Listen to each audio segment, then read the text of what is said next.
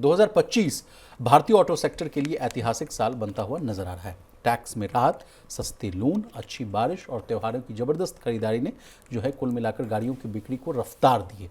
हालत ऐसे हो गए हैं प्रवीण सर कि इस साल देश में जो है 28 करोड़ से ज़्यादा गाड़ियां बिकने का अनुमान किया जा रहा है, जो अब तक का सबसे बड़ा रिकॉर्ड हो सकता है। Praveen sir, not only auto sector बल्कि साबुन, डिटर्जेंट, शैम्पू, टूथपेस्ट, स्नैक्स और नूडल्स जैसी चीज़ों की भी जो अगर बिक्री देखी उसको वॉल्यूम वाइज अगर देखा जाए प्रवीण सर, तो 9 से 10% बढ़ी है, जबकि पिछले साल इसी समय जो है ये आंकड़ा 7.1% के आसपास रहा था। कैसे देख रहे हैं सर इन नंबर्स को? क्या इसको मैं जीएसटी रेट रैशनलाइजेशन वाला जो बड़ा फैक्टर हुआ था, इसमें सरकार ने कहा कि जीएसटी जो बचत महोत्सव हम लोग मनाते हुए दिख रहे हैं, बिल्कुल उस वजह से जो है जीएसटी के रेट जो है रैशनलाइज किए गए, तो स्लैब्स को ख़त्म करने की कोशिश की। उसके बाद तमाम जो है मेरे पास तो एक डेटा था सर कि प्रति सेकंड 2 मोटरसाइकिल और 2 सेकंड में 1 कार जो है सेल हो रहा था सर, इतनी भारी तादाद में। कैसे देख रहे हैं पूरी खबर को? नहीं, बिल्कुल देखिए, ऑटो सेक्टर, एफएमसीजी और कंज्यूमर ड्यूरेबल्स, ये 3 कंपोनेंट ऐसे हैं इकोनॉमी के जो देश में ओवरऑल डिमांड के सिनेरियो को और सप्लाई के सिनेरियो को पहली चीज़ बताते हैं जी। साथ में ये बताते हैं कि इकोनॉमी की सेहत कैसी है, लोगों की कमाई कैसी है और ओवरऑल पूरे देश में अर्थव्यवस्था का हिसाब किताब कैसे चल रहा है जी। 2025 की जब शुरुआत हुई थी विशाल, तब हालात बिल्कुल अलग थे, बेहद डिफरेंट हालात थे। हम ये कहें कि पुराने साल यानी 2024 का एंड आते आते चीज़ें बहुत खराब थी। 7 तिमाहियों के निचले स्तर पर जो हमारी जीडीपी चली गई थी, उसके बाद डिमांड एकदम सबड्यूड डिमांड थी और across the sectors demand subdued थी, चाहे ऑटो सेक्टर ले लीजिए, चाहे एफएमसीजी ले लीजिए, चाहे इलेक्ट्रॉनिक्स और बाकी चीज़ें। और ये रूरल और अर्बन दोनों में एक सेम पैटर्न वहाँ पे दिखाई दे रहा था। लेकिन 2025 की जब हम तीसरी तिमाही से आप चले हैं आगे, तीसरी तिमाही में जब हम चले हैं, वहाँ से चीज़ें एकदम बिल्कुल पलटती हुई दिखाई दी हैं। उसने चाहे ऑटो सेक्टर हो, चाहे एफएमसीजी हो या कंज्यूमर ड्यूरेबल्स हो, इन तीनों सेक्टरों में एक नई जान फूंक दी और नतीजा फिर ये हुआ कि तीनों जो बड़े जो डिमांड के जो पैरामीटर वाले सेक्टर हैं, वहाँ पे हमको एक अच्छे नोट के साथ अब साल ख़त्म होता दिखाई विशाल दे रहा है जी। 2.8 करोड़ गाड़ियों की ओवरऑल अगर आप सेल देखेंगे तो 2.8 करोड़ गाड़ियों की बिक्री हुई है। ओके। ये आप 2018 का पीक, इससे पहले 2.5 करोड़ गाड़ियों का था, उसके बाद पिछले अगर आप साल देखेंगे तो 2.7 करोड़ तक आया और अब उसके बाद आपका 2.8 करोड़ का गाड़ियों की ओवरऑल बिक्री का है जी। इसी तरह अगर आप कार सेल्स के नंबर को देखेंगे तो तकरीबन 40 लाख गाड़ियों का जो नंबर है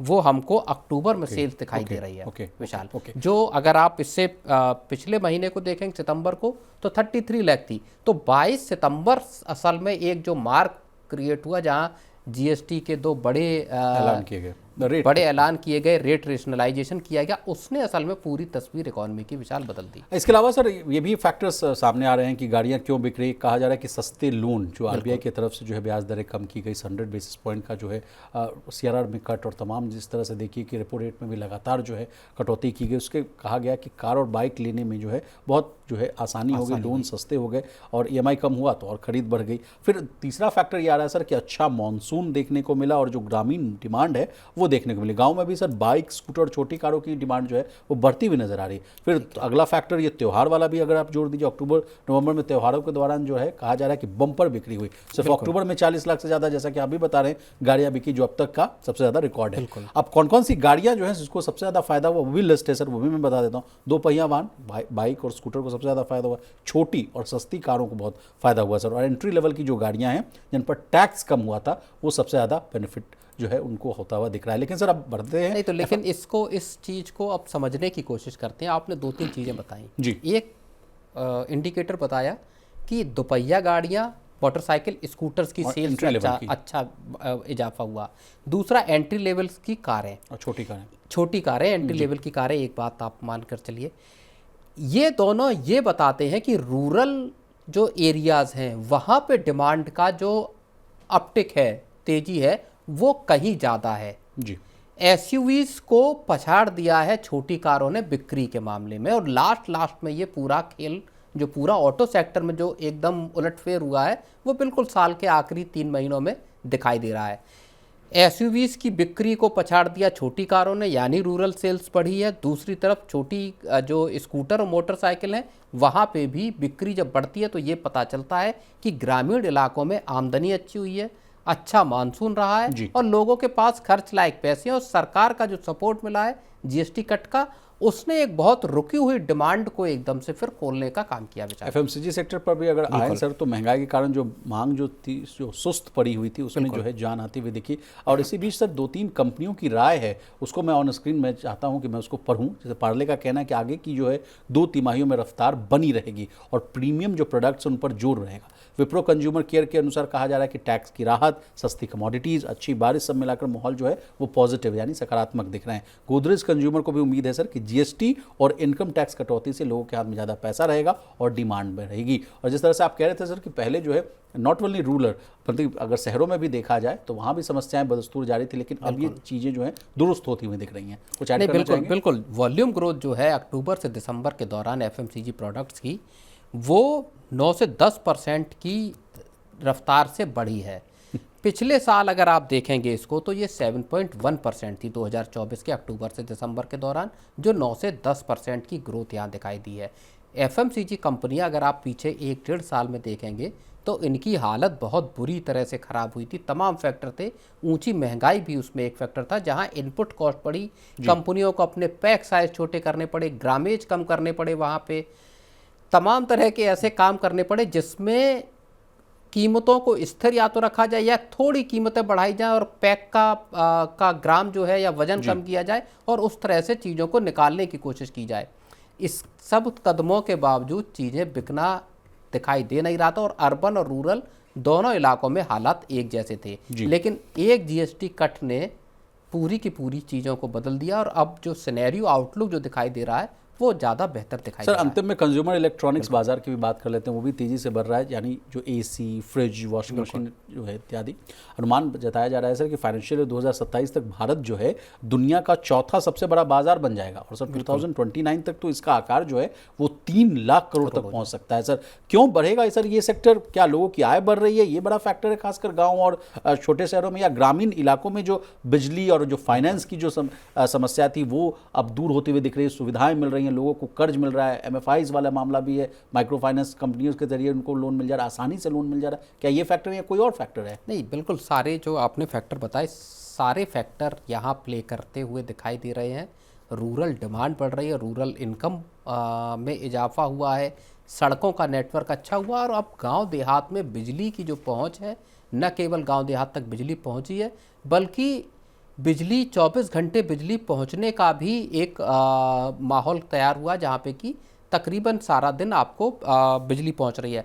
तो उसने फिर जो इस तरह के कंज्यूमर ड्यूरेबल्स हैं, चाहे फ्रिज हो, टीवी हो या वॉशिंग मशीन हो या दूसरे इस तरह के अप्लाइंसेस हैं, उनकी यहाँ पे बिक्री को बढ़ाने में बड़ी मदद जो है विशाल दी। सर लेकिन तमाम गुडीज बात हो रही तो सर एक डेटा आज आया है, कहा गया कि 2000 से लेकर 2025 तक का मात्र 25 सालों में यानी 2.5 दशकों में चीज़ें बहुत जो है बदलती हुई नज़र आ रही हैं। आपसे समझना चाहेंगे सर कि भारत जो 2000 के समय में कैसा था और अब कैसा है, उसको लेकर एक 2-3 डेटा है। मैं एक जो डेटा सबसे पहले आ रहा है कि कारों की संख्या जो पैमाना है माना जाता है इंडिकेटर्स, 2000 में मात्र जो है 7.5 लाख के आसपास हुआ करती थी, वो अब 2025 में देखिए तो वो 46 लाख के पास आती हुई दिख रही है।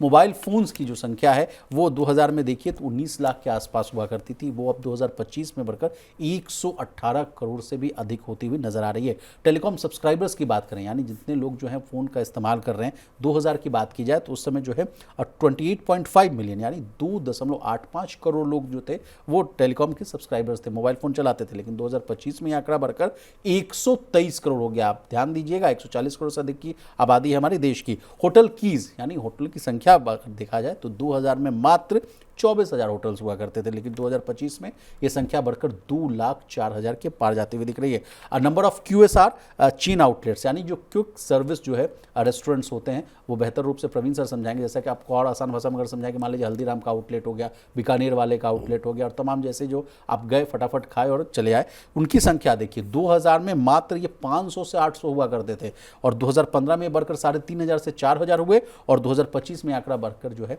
8,500 से 9,000 के आसपास आता हुआ दिख रहा है। तो सर जिन आंकड़ों को मैंने अभी पढ़ा आपको और जो बताया कि पिछले जो 2.5 दशकों में अगर देखा जाए तो सीधे अगर 100, 200, 500% नहीं, सीधे 1000% की तेजी तमाम सेक्टर्स में देखने को मिल रही। चाहे वो अगर आप देखिए फ़ोन की नंबर्स का, अगर आप देखिए स्मार्टफोन की संख्या देखिए, या उसको यूज़ करने वाले जो टेलीकॉम सब्सक्राइबर्स उनको देख लिए, होटल के जो आंकड़े देखिए, तमाम सेक्टर्स में अभी तो आंकड़े और कुछ के आए भी नहीं है सर। अगर जो रिपोर्ट के मैं हवाले पढ़ रहा हूँ उन्होंने 4-5 फैक्टर्स को ही देखा है। अगर और ओवरऑल फैक्टर्स को अगर देखा जाए और इंडिकेटर्स को देखा जाए तो और मूलभूत जो है चीज़ें बदलती हुई दिखेगी। आप कैसे देख रहे हैं इन आंकड़ों को?